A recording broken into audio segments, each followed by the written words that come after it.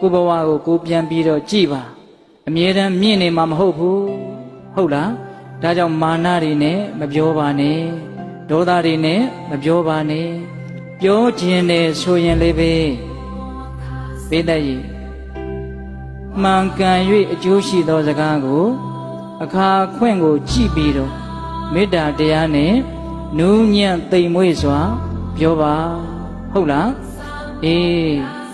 အကောင်းဆုံးကတော့စကားကိုနဲတာအကောင်းဆုံးပဲ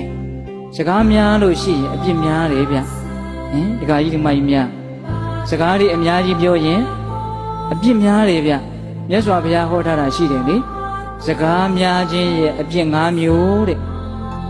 စကားများတဲ့ပုဂ္ဂိုလ်ဟာပူပူသားသားတွေပြောမိပြီးတော့မှုသာဝါဒကံကြီးကိုလွန်ကျူးတတ်တယ်စကားများတဲ့ပုဂ္ဂိုလ်ဟာပြောရင်းနဲ့နားထောင်တဲ့ပုဂ္ဂိုလ်ကိုကိုယ်ပို့ပြီးတော့ချစ်စေခြင်းတော့ဂုဏ်စကားလေးတွေမတိမတာပါသွားတတ်တယ်စကားများတဲ့ပုဂ္ဂိုလ်ဟာပြောရင်းနဲ့စိတ်လိုက်မှန်ပါစိတ်တွေပါပြီးတော့ကြမ်းကြမ်းထန်ထန်စကားတွေထွက်သွားတတ်တယ်ဟုတ်လားစကားများတဲ့ပုဂ္ဂိုလ်ဟာအနှစ်မရှိတဲ့စကားတွေအများကြီးပြောမိတတ်တယ်အဲ့ဒါလိုအပြစ်၄မျိုးကိုကျူးလွန်မိတဲ့အတွက်ကြောင့်အပေငရဲဆိုတဲ့မကောင်းတဲ့ဘဝကိုလည်းရောက်တတ်တယ်တဲ့ဒါကြောင့်စကားများတာကောင်းလား